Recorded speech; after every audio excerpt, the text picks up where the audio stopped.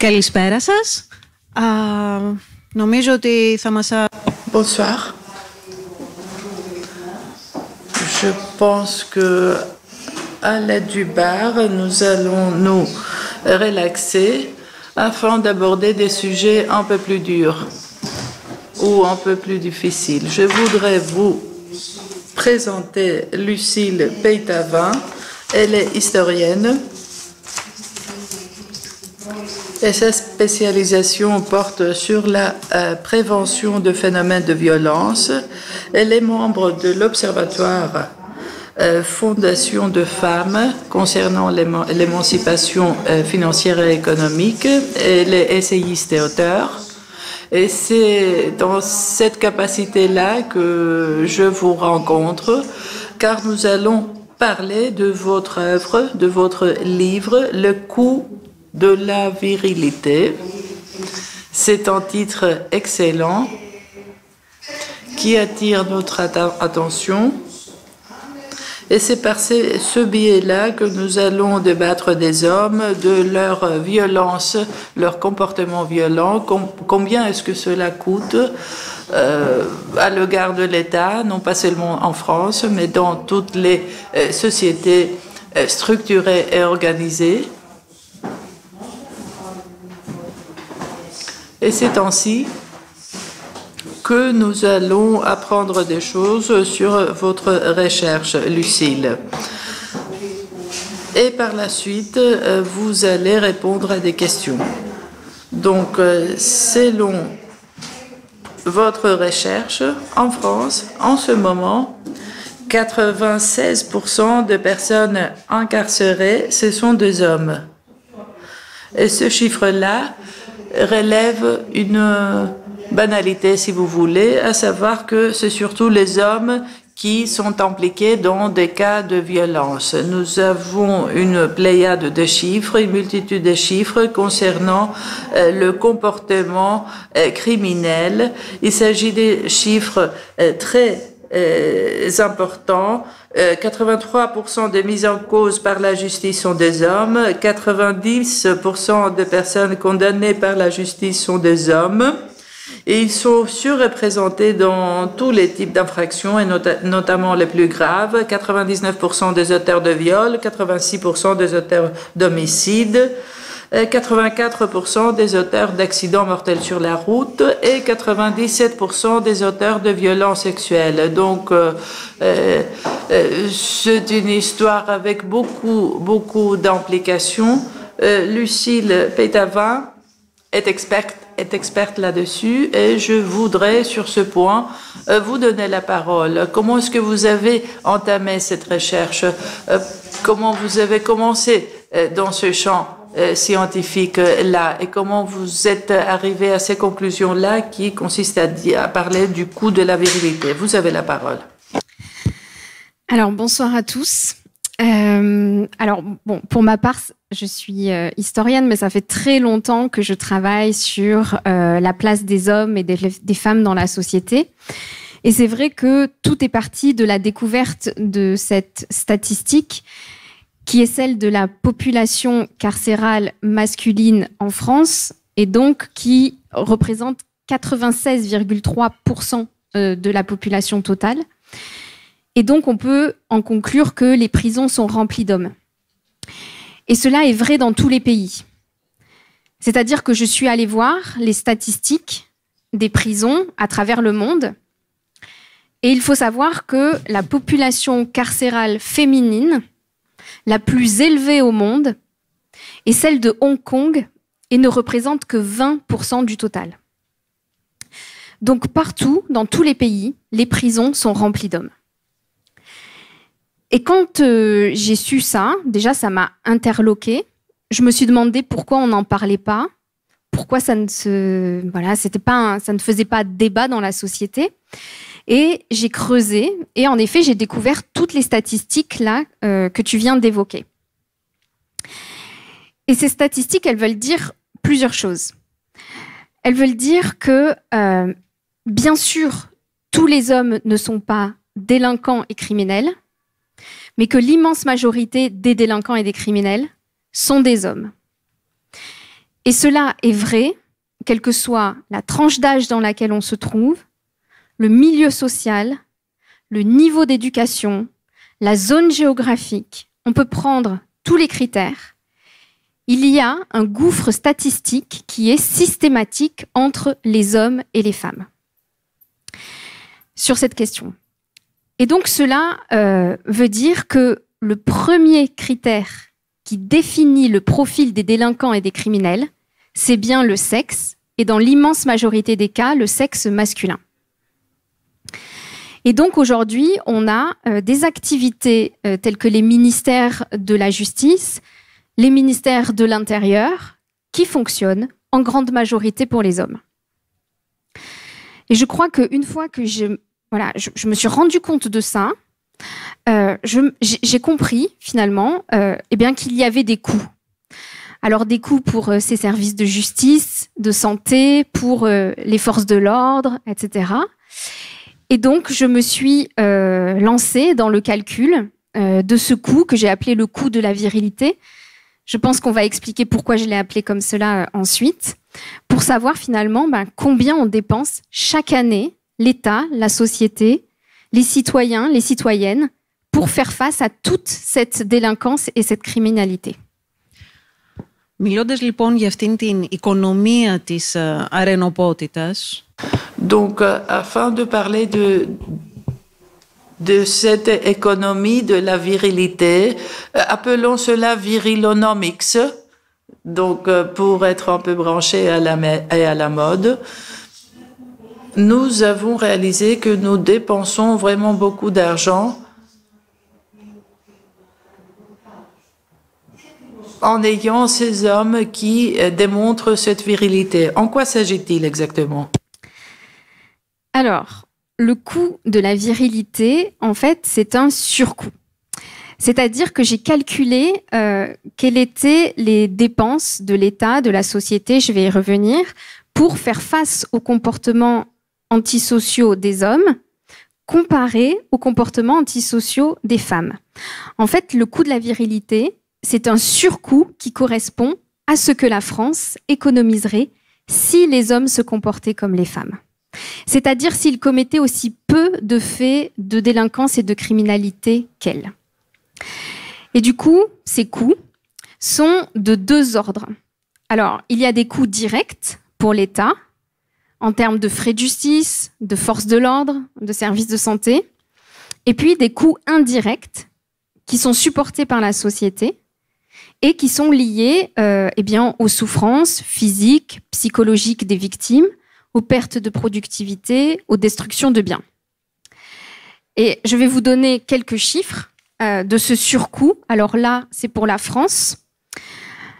Par exemple, pour les services de défense et de sécurité, j'ai estimé le coût de la virilité à 9 milliards d'euros par an sur les 13 dépensés au total.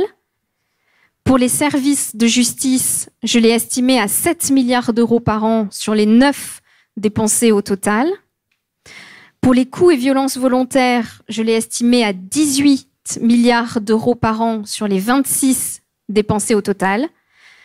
Pour les crimes et délits sexuels, je l'ai estimé à 17,8 milliards d'euros par an sur les 19 dépensés au total.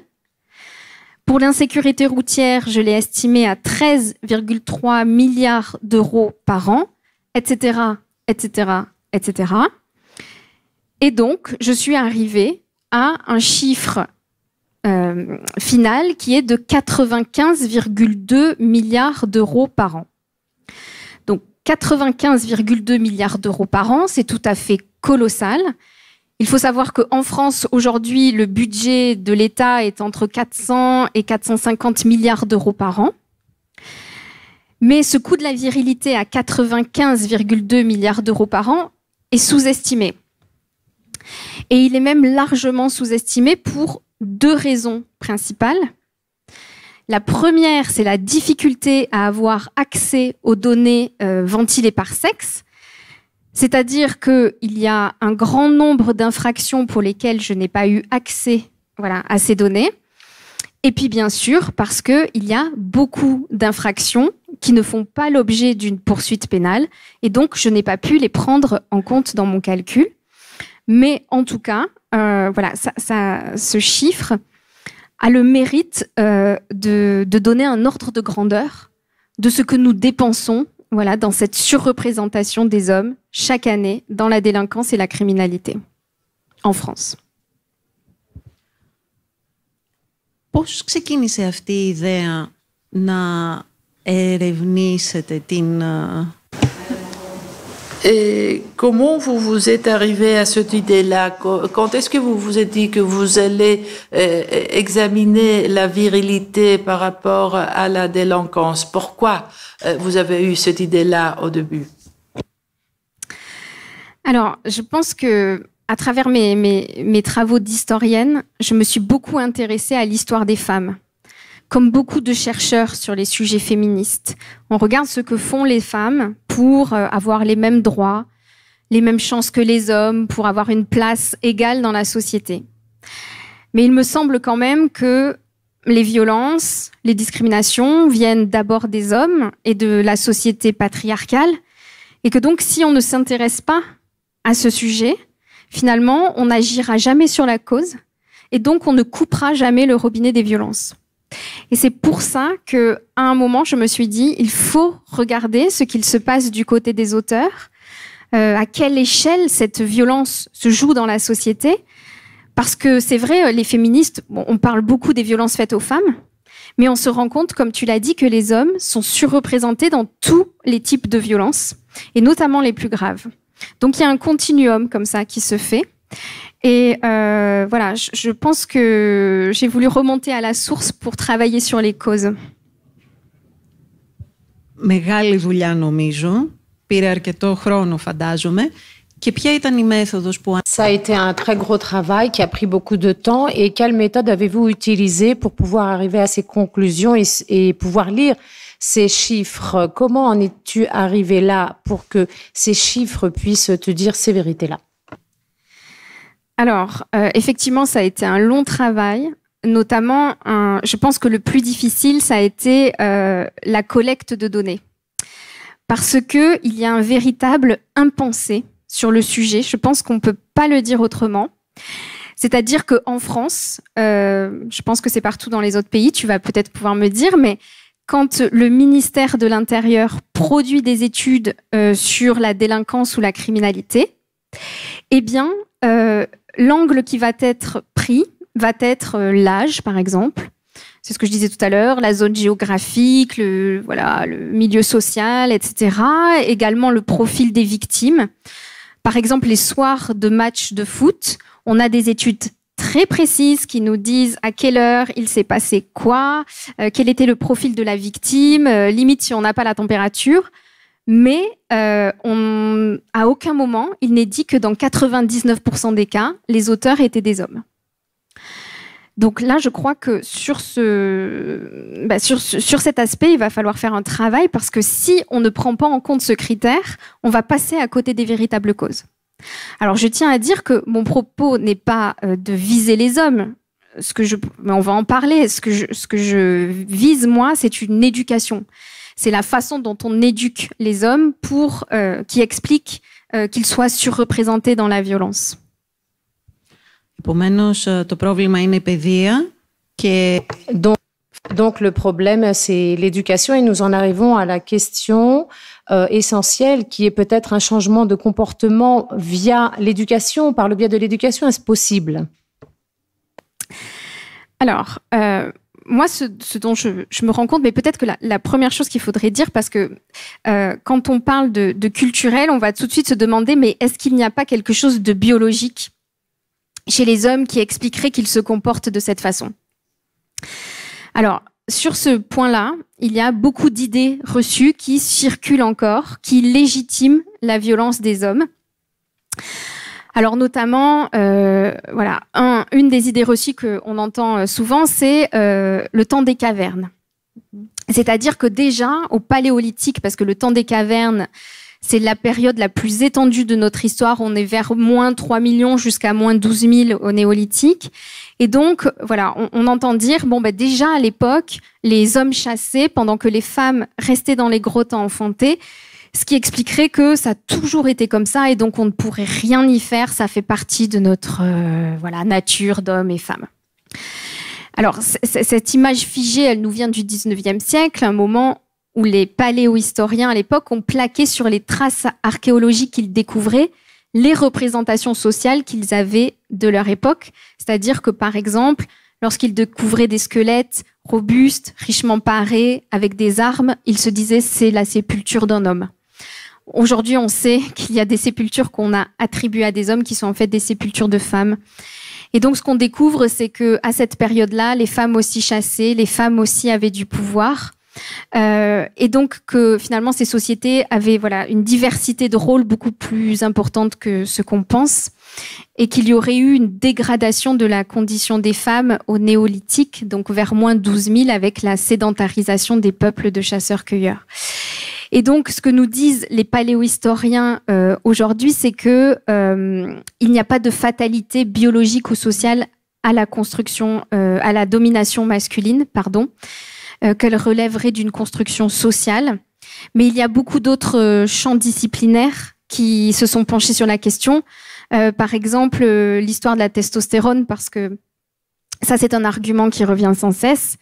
On fait ce lien entre testostérone et violence des hommes parce que c'est une hormone qui joue un rôle très important pour les hommes dans le développement des poils, de la musculature, donc qui sont des attributs qu'on considère être virils. Bon, il faut savoir que les femmes aussi en produisent à des taux bien inférieurs, mais c'est déjà pas une hormone exclusivement masculine. Et puis, les derniers travaux sur le sujet ont montré que cette hormone peut être aussi bien liée à des comportements agressifs qu'à des comportements altruistes. Et c'est en étant agressif que ce taux d'hormone augmente. Voilà, ça a été notamment corroboré par des études qui ont été faites sur des primates, parce qu'ils ont le même système hormonal que nous. Donc finalement, c'est le rôle social dans lequel se trouvent les hommes qui influe sur leur niveau de testostérone et pas l'inverse. Et puis bien sûr, on sait aujourd'hui que ce n'est pas non plus le cerveau, voilà, pas de déterminisme du côté des femmes ou des hommes. Et puis l'anthropologie aussi, dès les années 30, a corroboré ces résultats, notamment avec les travaux de Margaret Mead, qui a étudié des sociétés dites primitives et qui a montré que dans certaines de ces sociétés, les rôles sociaux entre les hommes et les femmes étaient différents des nôtres et même étaient inversés. Donc, quand on croise tous ces champs disciplinaires, il apparaît en effet qu'il n'y a rien dans la biologie, dans la physiologie des hommes, qui les pousserait à être surreprésentés comme ça dans la délinquance et la criminalité. Donc, une fois qu'on a évacué le biologique, posons-nous la question du culturel et de l'éducation. Et effectivement, de ce côté-là, il y a beaucoup d'études qui montrent qu'on éduque différemment les garçons et les filles, encore aujourd'hui. Et on les éduque notamment, les garçons à travers la notion de virilité. Alors peut-être qu'on peut définir la virilité. La virilité, η αρενοπότητα διαφέρει. La virilité est-elle différente de la masculinité? La virilité, donc, est-elle différente de la masculinité? Alors, la virilité, elle définit la masculinité, mais on devrait même parler des masculinités. En fait, la virilité, c'est une norme qui définit encore aujourd'hui dans notre société ce que doit être un vrai homme. Et c'est notamment une notion qui rassemble les attributs de force, de puissance, à la fois physiques et moraux. Et donc qui entraîne des rapports de domination des hommes sur les femmes et des hommes entre eux, voilà, des hommes, on va dire, virils sur les hommes efféminés ou faibles. On y reviendra parce que les hommes payent aussi un prix à cette virilité. Et donc, cette virilité, elle entraîne des rapports de domination et donc de violence, de haine, de discrimination, de non-respect des règles au détriment de l'ensemble de la société. Et donc, elle définit les masculinités qui, elles, peuvent revêtir des réalités beaucoup plus variées.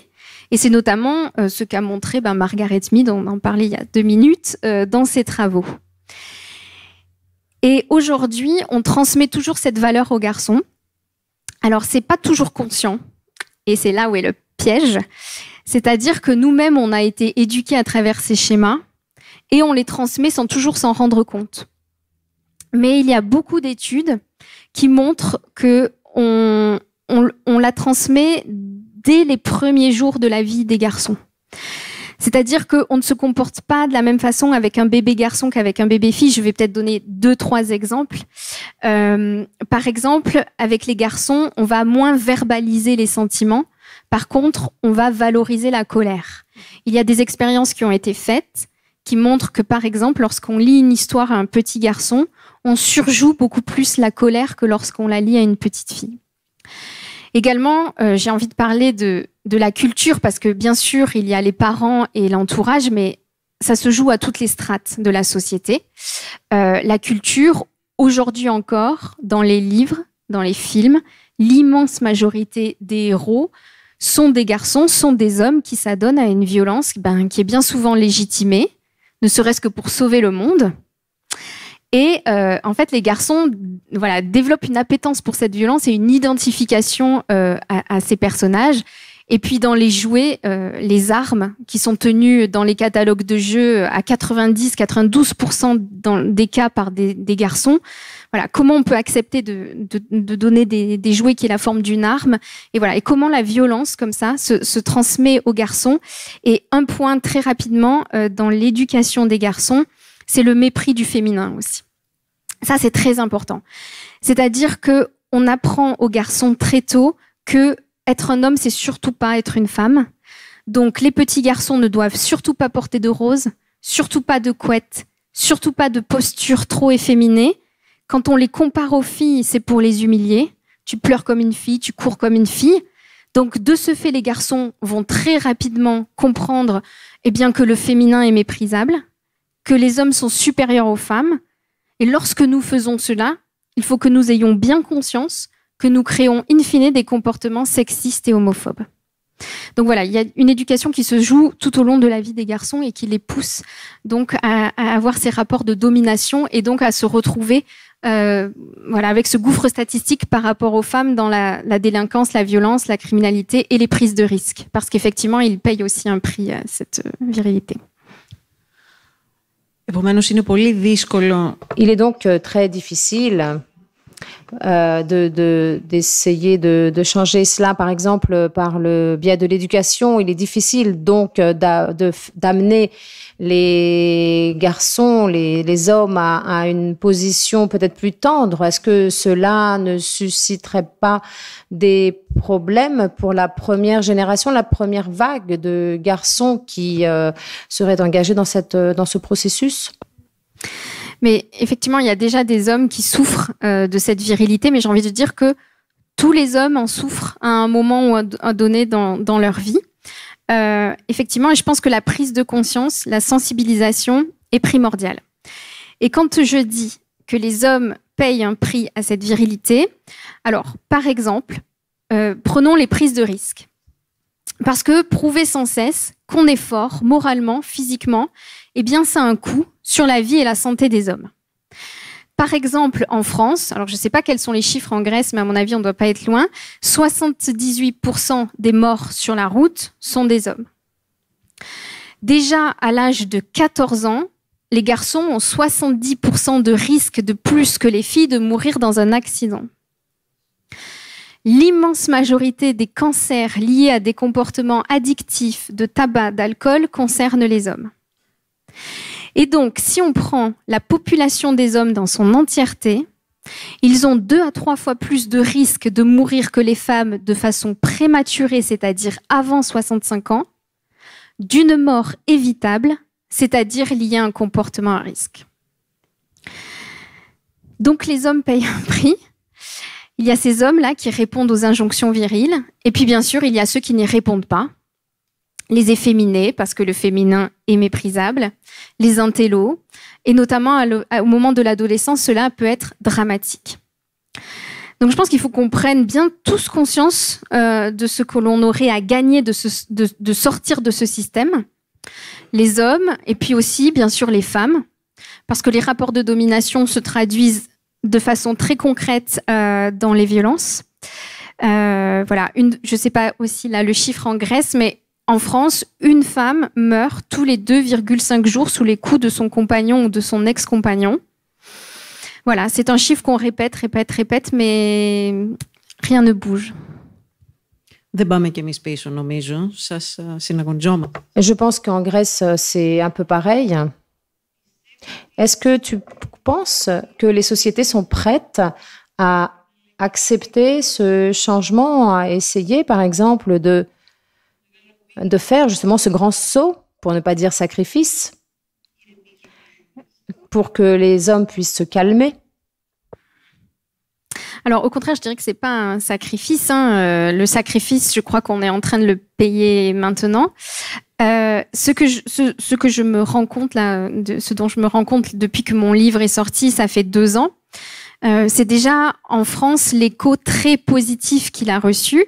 Alors, il a été traduit et adapté en italien avec les chiffres italiens. Il y a un groupe d'économistes suisses qui fait le travail pour la Suisse en ce moment. Je suis amenée à donner énormément de conférences devant des publics très variés. La presse a beaucoup parlé du sujet en France. Et puis aujourd'hui, je suis de plus en plus reçue par les décideurs politiques.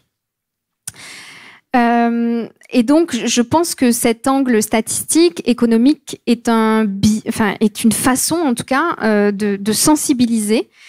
Voilà, parce que les chiffres, ça parle à tout le monde. Ça parle aussi notamment aux hommes parce qu'ils sont davantage éduqués à être à l'aise avec les chiffres, l'économie.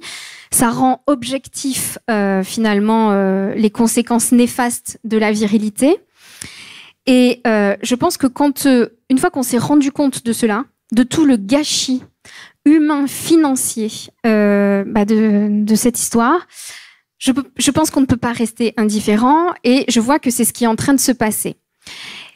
Et notamment, en France, il y a eu un très bon premier signal, à mon sens, c'est celui de la sécurité routière. Parce que je l'ai dit tout à l'heure, sur la route, les hommes représentent 78% des morts et 84% des auteurs d'accidents mortels. Donc ça, ce sont les chiffres français.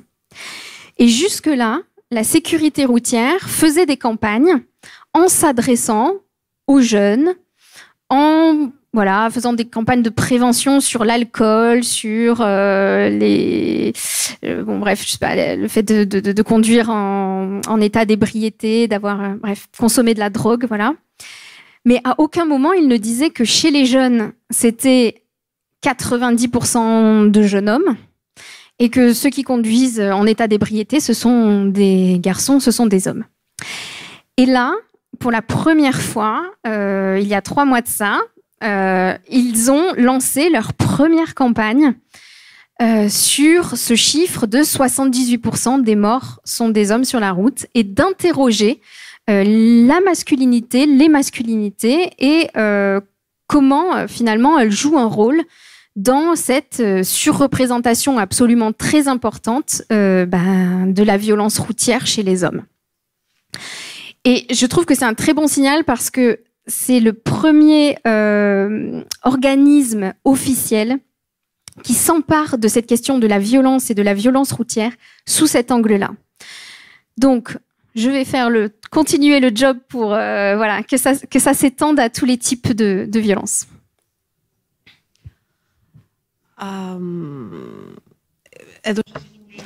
Tu as donné un très bon exemple, très tangible, je dirais. Dans les écoles, est-ce qu'on peut faire passer ce changement? Et de quelle façon? Qu'est-ce qu'on pourrait faire? Qu'est-ce qu'il pourrait être fait dans un cours, par exemple? Comment est-ce que les professeurs, les maîtres, les maîtresses pourraient faire ce cours? Alors, la question de l'école, je ne sais pas où vous en êtes en Grèce. Nous, en France, ça progresse, mais c'est compliqué. C'est très compliqué. Il y a quelques années de ça, 10 ans, mais bon, c'est pas si vieux, le gouvernement français avait voulu mettre en place dans les écoles des programmes d'égalité entre les hommes et les femmes. On parlait même pas de déconstruire la virilité, on parlait d'égalité entre les hommes et les femmes. Et là, ça a été un espèce de tollé qui a été repris par l'extrême droite, disant qu'on allait montrer de la pornographie à nos enfants, des délires, je pense qu'on peut pas l'appeler autrement. Et finalement, aujourd'hui, les choses avancent, mais très très très lentement. Et donc, effectivement, l'école a un rôle à jouer parce que c'est un lieu où pourrait effectivement être évoquée cette question de la construction des masculinités, notamment parce que à l'école, il y a l'effet de groupe et que la virilité, elle se construit beaucoup dans les yeux des pères, donc entre les garçons. Les garçons se donnent des coups, s'insultent, et il faut qu'ils montrent qu'ils résistent à cette souffrance. Et il y a des sociologues qui parlent de véritables rites de passage. Après, pour sortir un peu de l'école, parce que finalement, j'ai envie de dire, ok, le chantier est énorme, mais la solution, moi, je l'ai trouvée dans les chiffres. C'est-à-dire que quand on regarde les chiffres, il y a la moitié de la population, à savoir les femmes, qui représentent 51,6% de la population. Donc, les femmes ne sont pas une minorité. Et elles sont peu ou pas éduquées à travers cette notion de virilité. Et elles ont des comportements donc beaucoup plus pacifiques, beaucoup plus altruistes, beaucoup plus en adéquation avec les sociétés de droit dans lesquelles on vit. Elles ne représentent que 17% des mises en cause par la justice. Donc j'ai envie de dire, la solution, nous l'avons sous les yeux, nous l'appliquons déjà pour la moitié de l'humanité. Pourquoi ne pas le faire avec l'ensemble des enfants? Et donc, pourquoi ne pas éduquer les garçons comme on éduque les filles? C'est-à-dire, par exemple, leur permettre aussi de jouer avec des poupons pour qu'ils apprennent à s'occuper d'autrui, développer davantage leurs sentiments pour qu'ils soient plus empathiques, les contraindre suffisamment pour qu'ils respectent les règles. Finalement, tout ce que nous faisons déjà avec les filles, avec les femmes, et qui a des effets tellement plus positifs sur l'ensemble de la société. Alors, je sais que ça fait grincer des dents quand je dis ça.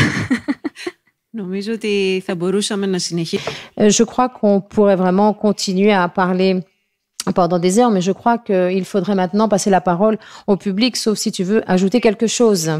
Quelque chose quand même sur cette histoire de éduquer les garçons comme les filles, parce que je sais que ça crispe. Et souvent, quand je parle de ce sujet, les personnes sont d'accord sur les chiffres, sur les constats, sur les coûts, mais sur la solution, éduquer les garçons comme les filles, hop, hop, hop, là, on va trop loin. Et je pense que ça s'explique très clairement par cette histoire de mépris du féminin, c'est-à-dire que être un homme, c'est surtout pas être une femme, donc surtout pas d'éducation qui les apparenterait aux filles. Mais finalement, quand je dis éduquer les garçons comme les filles, ça veut dire quoi? En fait, ça veut simplement dire donner une éducation plus humaniste, qui transmet des valeurs plus humanistes, c'est-à-dire des valeurs davantage d'empathie, qui permettent une meilleure compréhension, gestion des émotions. C'est vrai que souvent on dit que les femmes sont hystériques, mais quand on regarde les chiffres, c'est pas vrai du tout. Voilà, qui permet une meilleure cohésion sociale. Donc finalement, je pense que cette solution de l'insécurité, c'est une solution qui est humaniste. C'est vrai que souvent l'insécurité est un sujet repris par l'extrême droite, alors que si on étudie bien, on en sort par le haut, par cette éducation plus humaniste que l'on donnerait à l'ensemble des enfants et avec des conséquences tellement plus positives pour l'ensemble de la société. C'est-à-dire que là, je parle de 100 milliards d'euros par an économisés à minima.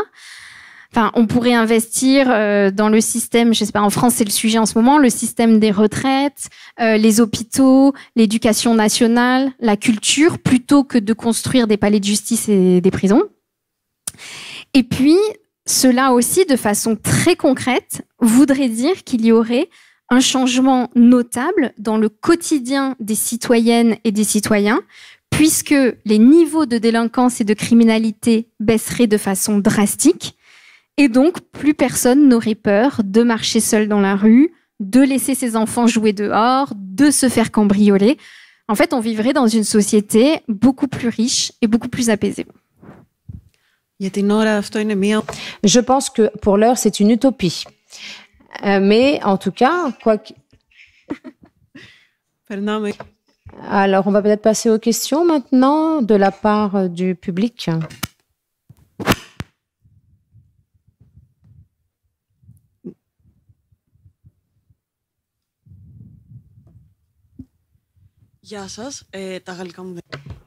Alors, je vais parler en grec. Merci pour votre présentation. J'aimerais poser une question. Est-ce que vous pensez que ces pourcentages qui représentent les hommes et les femmes dans les prisons ont rapport avec la différence de sexe en tant que sexe? C'est-à-dire que, par exemple, la prostitution, avant, c'était un délit et ces femmes allaient en prison, et que les femmes, en tant que femmes, peuvent au tribunal invoquer la maternité en tant qu'un élément qui peut peut-être les empêcher d'aller en prison. C'est la première question. Deuxième remarque, en ce qui concerne l'éducation des garçons et des filles, j'estime qu'on ne doit pas éduquer les garçons comme les filles. Oui, peut-être que l'éducation doit être plus humaniste, mais que pour ce qui est des filles, il faudrait que leur mode d'éducation soit peut-être plus revendicatif. Parce que hier, on a entendu dire que les femmes n'ont pas une présence aussi marquée dans la vie sociale du pays et dans le dialogue social. Donc, il faudrait peut-être éduquer les filles d'une manière différente. Merci. Alors, sur la question de l'éducation, alors je ne dis pas que l'éducation des filles est parfaite. Effectivement, par exemple, sur les questions de rapport au corps, voilà, bon. Mais ce qu'on voit quand même dans les chiffres, c'est que cette éducation a des effets beaucoup plus positifs pour l'ensemble de la société. Et que si les femmes sont moins nombreuses, par exemple dans les postes de décision au plus haut niveau de l'État, ce n'est pas en fait parce qu'elles sont moins douées ou parce qu'elles sont... Alors elles manquent de rôle modèle, mais en tout cas, on voit qu'aujourd'hui, elles réussissent mieux dans les études que les garçons. Elles sont plus diplômées en moyenne que les garçons. Ce qu'il se passe dans la société, c'est qu'ensuite, elles se confrontent aux discriminations. Aux discriminations qui sont dues notamment à cette éducation de patriarcale, de rapports de domination. Si on fait tomber ces rapports de domination et donc cette société patriarcale, les femmes vont pouvoir trouver leur place autant que les hommes. Donc, le problème, il ne vient pas de l'éducation des femmes. Et d'ailleurs, aujourd'hui, même chez les féministes, on a tendance à dire aux femmes « Soyez fortes, imposez-vous, jouez le jeu de la loi du plus fort, finalement, parce que c'est ce qui est valorisé dans la société. » Mais une fois de plus, là, j'ai envie de dire, on forme les victimes. Est-ce que vraiment les femmes, si on les forme à prendre leur place, elles vont briser le plafond de verre? On voit que non, que c'est bien plus compliqué que ça, et que même en France, on est obligé de mettre des quotas pour qu'elles puissent y arriver. Donc, voilà, pour moi, tout indique que c'est du côté de l'éducation qu'on donne notamment aux garçons, et notamment cette éducation virile à la domination qui est au cœur, finalement, des discriminations et du fait que les femmes ne prennent pas leur place. Ensuite, sur la question de la représentation dans les prisons des femmes, alors il y a plusieurs études qui divergent sur les condamnations qui seraient plus ou moins laxistes avec les femmes en raison du fait qu'elles soient des femmes. Alors, si les femmes sont moins condamnées que les hommes, c'est aussi parce qu'elles récidivent moins, qu'elles commettent moins de faits graves. 94% des récidivistes en France sont des hommes. Mais toujours est-il que 83% des mises en cause par la justice, c'est-à-dire les personnes qui ont commis un méfait, sont des hommes. Donc, il n'y a pas, on va dire, un continent de la violence des femmes qui ne serait, sur lequel on ne le verrait pas. Et d'ailleurs, dans mon étude, et pour calculer ce coût, je me suis justement basée sur les mises en cause, pour pas qu'il y ait de biais. Et les mises en cause par la justice, c'est 83% d'hommes. Ce sont des personnes qui font l'objet d'une procédure qui atteste qu'elles ont commis ou tenté de commettre une infraction. Voilà.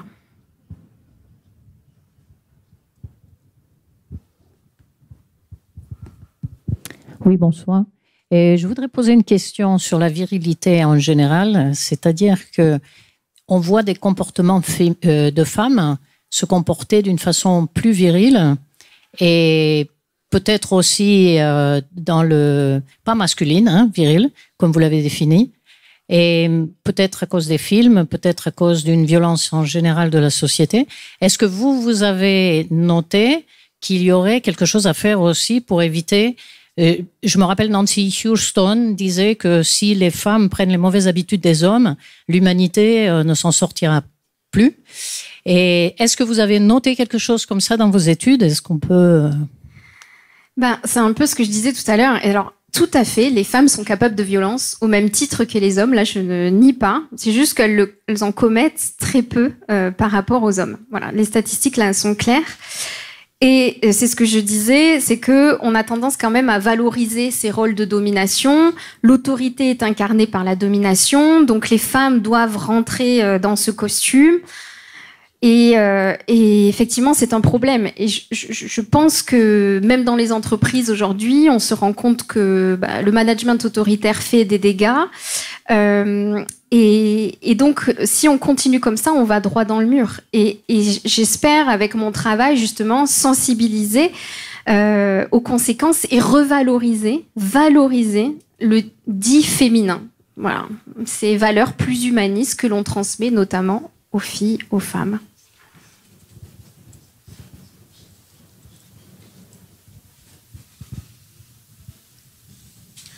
Καλησπέρα σας. Εγώ δεν θέλω να θέσω κάποιο ερώτημα. Bonsoir, je n'ai pas de questions à poser. Je voudrais juste vous donner mon avis en tant que homme efféminé.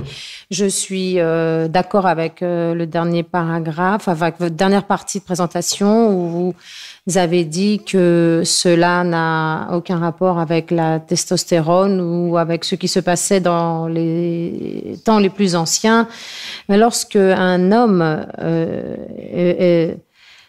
doit être confronté à la question de savoir comment se comporter face à la femme, il peut ignorer l'éducation qu'il a reçue parce que la société nous apprend à être agressif et ça, on peut l'ignorer aussi. On peut faire fi de cela. Mais il est clair qu'à chaque fois qu'on sera confronté aux autres hommes, on aura un sentiment de solitude. Que nous enseigne la philosophie? Comment nous comporter face à nous-mêmes en tant que personne et après, comment nous comporter face aux autres? Si chacun de nous n'accepte pas cela, quoi qu'il se passe dans la société, il n'avancera pas. Donc, la seule solution pour les femmes, c'est de rejeter les hommes. Alors, je tiens à préciser que, effectivement, c'est une soirée philosophie, mais je ne suis pas philosophe. Donc, j'aurais du mal à vous répondre sur la philosophie. Mais par contre, sur les relations avec les femmes, c'est vrai qu'on enseigne aussi aux femmes à aimer la virilité. Et que l'idéal masculin est un homme viril, fort. Je pense même au film James Bond, il n'y a pas si longtemps, Sean Connery qui frappait une femme et couchait avec elle 2 minutes après. Voilà, et c'est un idéal qui est encore très ancré, même pour les femmes. Et je pense que là aussi, la prise de conscience... Alors, je ne dis pas que les hommes forts sont forcément violents, mais en tout cas, effectivement, la virilité mène à des rapports de domination. Et donc, aimer la force, c'est quelque part, parfois aussi, l'aimer à ses dépens. Et je pense que là, il y a un travail aussi sur... les modèles de séduction, enfin pour les femmes en tout cas. Επίσης να συμπληρώσω, μάλλον όχι να συμπληρώσω. J'aimerais aussi peut-être ajouter la chose suivante. Je ne pense pas qu'on parle du rejet des hommes de la part des femmes, n'est-ce pas? Le résultat final. Non, on est ici on ne rejette pas les hommes, on les veut parmi nous. C'est pas une question de rejet, c'est une question justement de comprendre ce qui nous sépare aujourd'hui.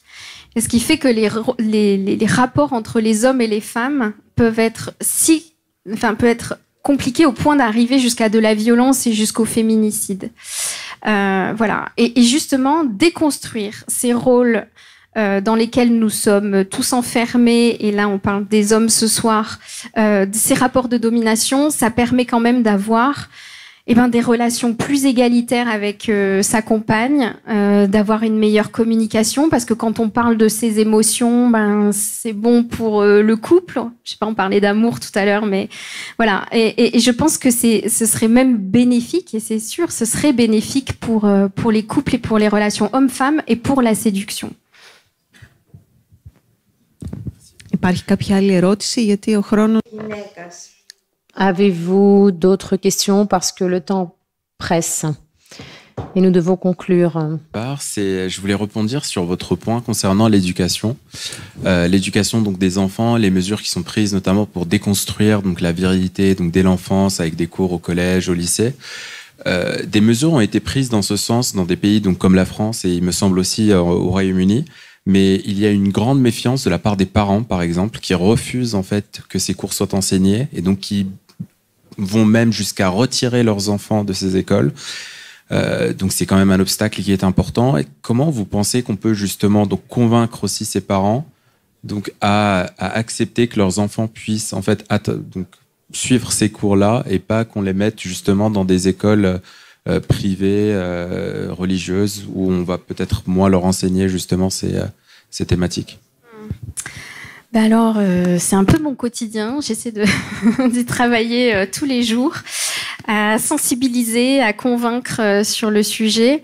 Après, oui, c'est sûr qu'il y a encore énormément de méfiance, mais je pense que c'est véritablement dû à de la méconnaissance. Voilà, quand j'expliquais tout à l'heure que les ABCD de l'égalité, enfin la politique d'égalité qui devait être mise en place, allait jusqu'à des suspicions de pornographie dans les écoles.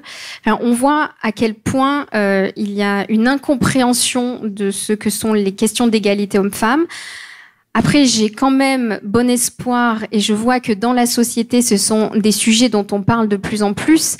Et les parents, c'est vrai, peut-être les anciennes générations sont plus réfractaires, mais en tout cas aujourd'hui, les jeunes et notamment les jeunes hommes, quand je vais dans les lycées, je m'aperçois quand même du chemin qui a été fait, en tout cas dans les idées, parce que, alors je pense que les réseaux sociaux ont un rôle important là-dessus. Par contre, c'est vrai que quand on regarde les chiffres, les violences ne diminuent pas, le partage de la parentalité ne bouge pas, les égalités salariales ne bougent pas, etc. Les chiffres sont à peu près toujours les mêmes là sur les 20 dernières années. Donc voilà, bon après ça doit être un travail collectif, enfin un travail qui se joue à toutes les strates de la société, et c'est ça qui est compliqué. Parce qu'il y a le culturel, il y a la famille, il y a... Voilà, donc espérons en tout cas que ces prises de parole, c'est sur les réseaux sociaux, les événements comme ce soir, voilà, vont pouvoir faire prendre conscience à toutes et tous que il n'y a pas de danger, et même qu'au contraire, c'est pour sortir d'une impasse et d'une situation de domination et de violence que nous sommes là. Lucille, σας ευχαριστούμε πολύ. Merci beaucoup, Lucille, pour ce nouveau départ que vous nous avez proposé de faire tous ensemble. Et je remercie bien sûr le public qui est venu écouter ces chiffres qui doivent rentrer dans l'ordre. Merci beaucoup. Merci à vous.